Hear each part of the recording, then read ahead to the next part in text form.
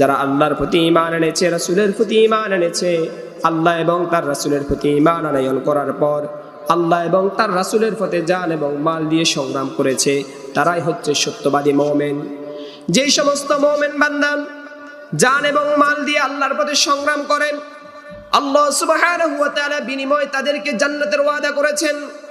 কুরআনুল কারীমের 9 নম্বর সূরা তাওবার 111 নম্বর আয়াতের মধ্যে ঘোষণা করছেন, ইন্নাল্লাহা আশতারা মিনাল মুমিনিনা আনফুসাহুম ওয়া আমওয়ালাহুম বিআন্না লাহুমুল জান্নাহ।